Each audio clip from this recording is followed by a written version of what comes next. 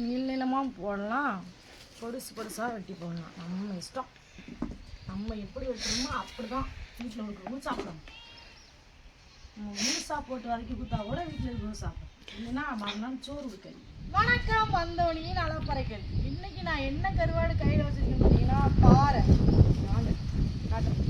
நல்லா பாறையை சூப்பராக இங்கே இருங்க ரெண்டாக பகிர்ந்து அழகாக நம்ம பற்றை கருவாடு செஞ்சு வச்சுருக்கோம். இந்த அழகான பற்றை கருவாடை உண்மையாகவே செம்ம மனமாக இருக்குதுங்க. இந்த கருவாடை இன்றைக்கி நான் என்ன பண்ண போகிறேன்னு பார்த்தீங்கன்னா, எங்கள் வீட்டில் பார்த்தீங்கன்னா நேற்று வச்ச சோறில் கஞ்சி இருந்தது. காலையில் குடிச்சது போக இன்னும் கொஞ்சம் மிச்சம் இருக்குது. ஆனாலும் எனக்கு கொஞ்சம் வாய் ஊறிட்டு கஞ்சி குடிக்கணும். அதனால் கஞ்சிக்கு என்ன வைக்கலான்னு பார்த்தா ஆல்ரெடி ஜஸ்ட்டுன்னு வந்து உள்ளே நண்டு குழம்பு வச்சுருக்காங்க. இருந்தாலும் நம்ம பார்த்திங்கன்னா சூப்பராக தொக்கு வச்சு ரொம்ப நாள் ஆச்சு. சம்பல் எங்கள் ஊர் சைடெல்லாம் நாங்கள் வந்து அதை சம்பல்னு சொல்லுவோம், வெளியூர் சைடெல்லாம் தொக்குன்னு சொல்கிறாங்க. அந்த சம்பல் தான் எங்கள் ஸ்டைலில் நாங்கள் வச்சு நான் சூப்பராக இன்றைக்கி வந்து கஞ்சி குடிக்க போகிறேன். அந்த கஞ்சி உள்ளே இருக்குதான்றது எனக்கு டவுட்டாக தான் இருக்குது. சரி, நான் சம்பல் எப்படி பண்ணுறது வீடியோ முழுசாக பாருங்கள். வாங்க வீடியோக்குள்ளே போகலாம். சரியா? இதான் வெட்டிடுவீங்களா? முடியுமாங்களா? வல்லவனுக்கு புல்லும் ஆயுதம். பொம்பளை பிள்ளைன்னு சொல்லிட்டு நீ வந்து கம்மியாக அடைப்பிட்டுறாங்க. அந்த பெரிய கத்தியெல்லாம் எங்கேன்னு கேட்பீங்க. கடைக்காரில் வந்து மீன் பேக்கிங் மீனுக்காக எடுத்துகிட்டு போயிட்டாங்க. அதனால் நம்ம வந்து இந்த சின்ன கத்தியை வச்சு நம்மளுக்கு தேவையான அளவுக்கு வந்து வெட்டி எடுத்துக்கிட்டு. இது பார்த்திங்கன்னா நீங்கள் ஆர்டர் போட்டிங்கன்னா நம்மளுக்கு பார்த்திங்கன்னா இந்த தலைலாம் வராது. இதை நம்ம வந்து அப்படியே எடுத்துருவோம். இந்த சைடை மட்டும்தான் இப்படி வெட்டி, எப்படின்னா ஒரே சைடு கொடுக்க முடியாது, எல்லாருக்கும் சதையாக போகும். ஒரே சைடு கொடுத்தா சில பேருக்கு எலும்பா பேர் எல்லாருக்கும். அதனால் இந்த மாதிரி நேராக வெட்டி தான் அவங்க எல்லாருக்கும் நம்ம கொடுப்போம். அழகாக அது இது 2 பீஸ் கலந்து வரும். ஒரு 100 கிராம் இல்லை 50 கிராம் அவ்வளோதான் போட்டு நீங்கள் சமைக்கணும். அப்போ தான் நல்லாயிருக்கும். இன்றைக்கி வந்து நம்ம வந்து உள்ள எடுக்க போகிறோம்.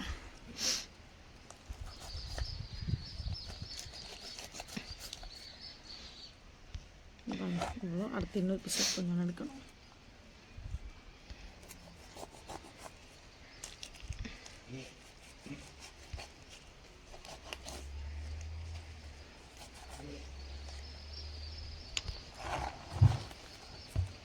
போதுமா இது?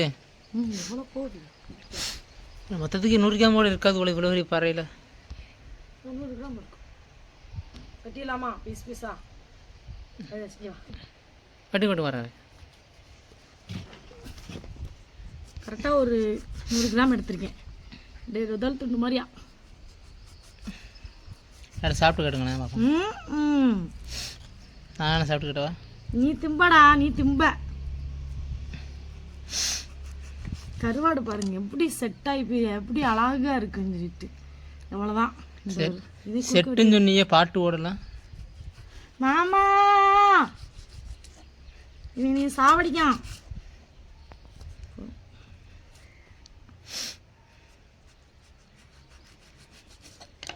அப்பெல்லாம் பார்க்க கொஞ்சோண்டு பீஸாக தானே இருந்துச்சு. இப்போ பாருங்க நிறைய ஆயிடுச்சா.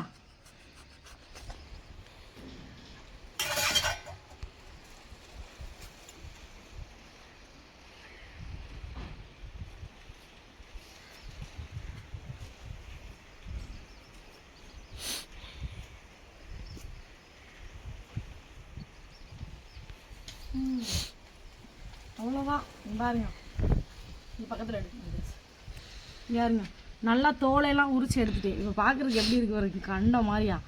இதை தான் நான் வந்து இன்றைக்கி வந்து சம்பல் வைக்க போகிறேன். இது என்ன பண்ணணும்னா, நீங்கள் இது இவ்வளோதான் இருக்குது. ஒரு நீங்கள் 3 பேர் இந்த மாதிரிலாம் 2 பேர்லாம் இருந்தீங்கன்னா இவ்வளோ தான் போட்டு நீங்கள் குழம்பு சம்பல் பண்ணுங்க, நல்லாயிருக்கும். இது பார்த்தீங்கன்னா பற்றை கருவாடு. அதனால் நீங்கள் சுடு தண்ணி ஊற்றக்கூடாது. என்ன பண்ணணும்னா, அரைச்சி கலந்த தண்ணி இருக்குது பார்த்தீங்களா, அதை ஊற்றி ஒரு அரை மணி நேரத்துக்கு எடுத்து வச்சிங்கன்னா முடிஞ்ச அளவுக்கு நல்லா உப்பு போயிடும். நான் இப்போ இது நார்மல் தண்ணியில் தான் போட போகிறேன்.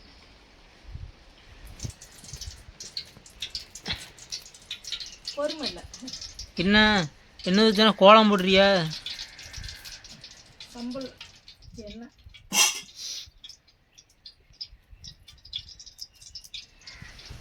எப்படி எரியுதுன்னு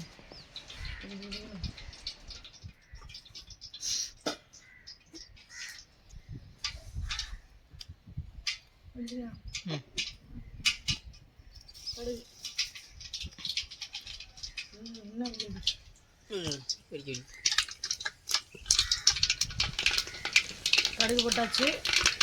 கடுகு வெடிக்கவும் இஞ்சியும் வெள்ளைப்பூடும் போடணும்.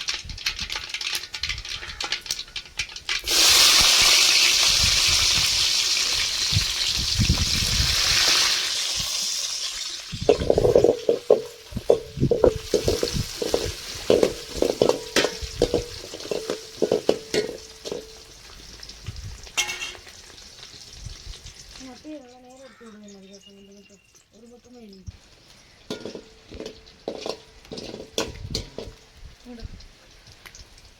வெங்காயம்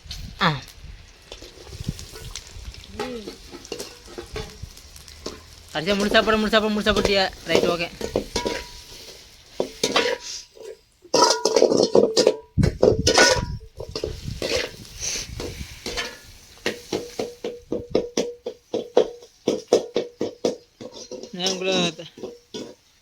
கருவாட்டு சம்பளம் வச்சு கொத்து போட்டா போட்டு வைக்கிறேண்ணா.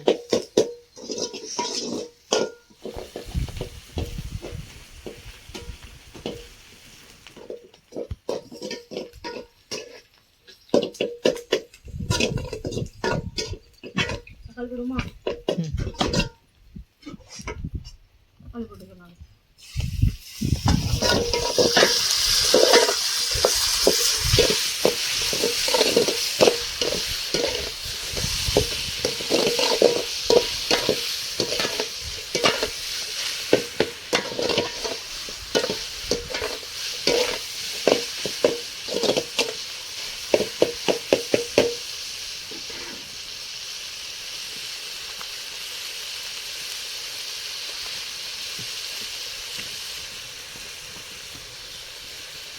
வரிசையிலாண்டா அடிக்குது விரல்.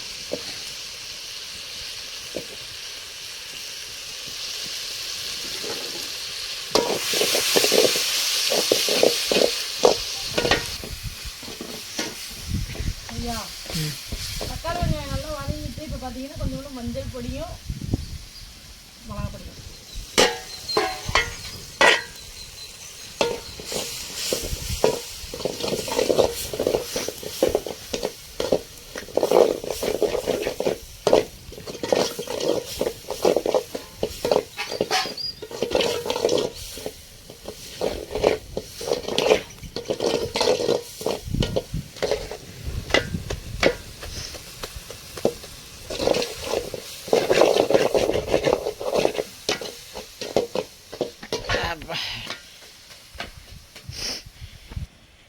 கொஞ்சம் தண்ணி ஊற்றிக்கலாம்.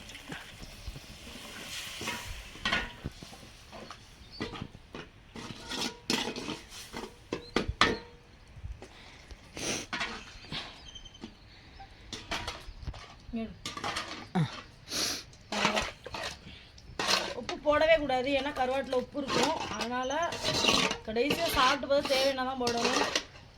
இப்போ இது நல்லா கொதிச்சதுக்கப்புறம் நம்ம கருவாடு போடணும்.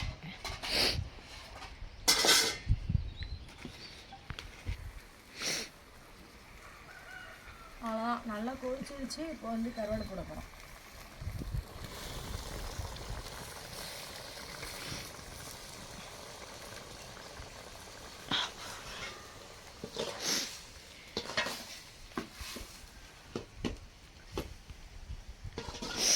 ஆனால் அவ்வளோ நேரம் மசியாக தக்காளி வெங்காயம் நம்ம கருவாடு போட்ட கொஞ்சம் நேரத்தில் மசியாக இருந்துச்சு, ஏன்னா அந்த உப்பு கொஞ்சம் வரும்.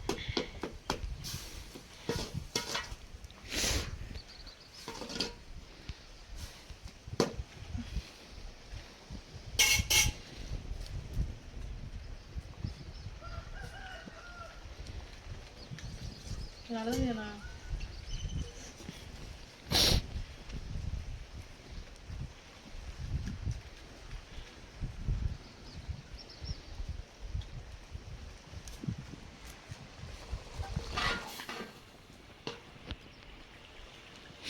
பாருங்க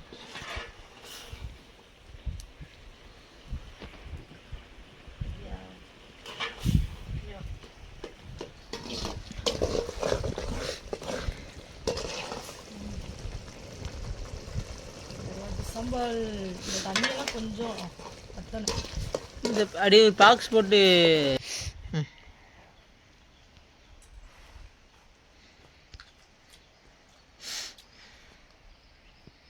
சரியா? இங்கே பாருங்க பழைய கஞ்சி. அது பழைய கஞ்சி வந்து மத்தியானம் குடிக்கிறதுல ஒரு சூப்பராக இருக்குங்க. பாறைக்கண்டு கருவாட்டு சம்பல் ரெடி ஆயிடுச்சு, எடுத்துக்கணும். நான் சாப்பிட்டு பார்த்தேன், சுத்தமாக உப்பே தெரில. அதனால தான் இவ்வளோ எடுக்கிறேன், இல்லைன்னா இவ்வளோ கண்டிப்பாக சாப்பிட முடியாது.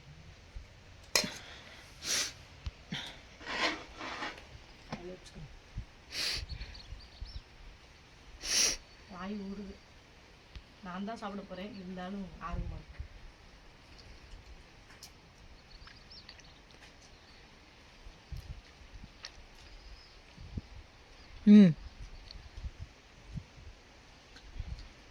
எனக்கு சலுவா ஓடுது. உனக்கா?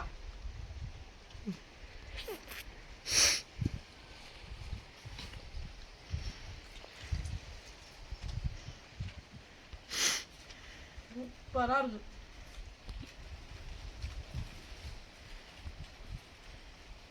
இதில் என்ன ஸ்பெஷல்னா லைட்டாக கூட உப்பு தெரியல. தக்காளி கொண்டு சாப்பிட்ற மாதிரியே இருக்குது. சம்பல் மாதிரியே எனக்கு ஃபீல் வரல. உப்பே இல்லை அவ்வளோவா, போட்டிருக்கலாம் போல், அந்தளவுக்கு தான் இருக்குது.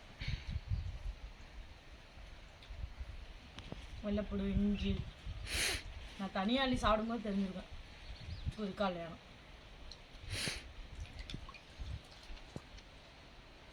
ஆனால் இந்த பழைய கஞ்சிக்கு மட்டும் உண்மையாகவே அடிச்சுக்க முடியாத அளவுக்கு டேஸ்டாக.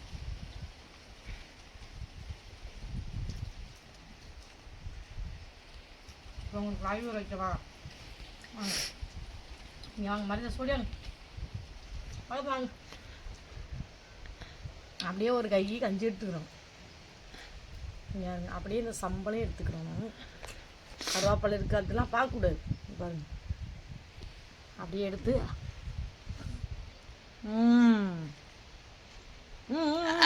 ரொம்ப தெளிவா இருக்கிய. ரொம்ப சூப்பராக இருக்கு. அவன்கிட்ட குடிச்சிக்கிட்டே இருப்பேன், தின்னுக்கிட்டே இருப்பேன், பார்க்குறவங்களுக்கு காண்டாயிரும். அதனால் இந்த மாதிரி கருவாடுகள் வேணுன்னா சொல்லுங்கள், நம்பர் தரேன், வாட்ஸ்அப் பண்ணுங்கள். சூப்பரான பட்டை கருவாடு, காஞ்ச கருவாடு, ஊறுகாய், மசாலா எல்லாமே நம்மகிட்ட இருக்குது. இந்த வீடியோ பிடிச்சிருந்தா லைக் பண்ணி, ஷேர் பண்ணி, கமெண்ட் பண்ணுங்க. மறக்காம வந்து பிரச்சனை சப்ஸ்கிரைப் பண்ணிடுங்க. மீண்டும் அடுத்த வீடியோ சந்திப்போம். யாருக்கெல்லாம் கருவாடு சம்பல் பிடிக்கும் கண்டிப்பாக கமெண்ட்ல சொல்ல மறந்துடாதீங்க. பாய்.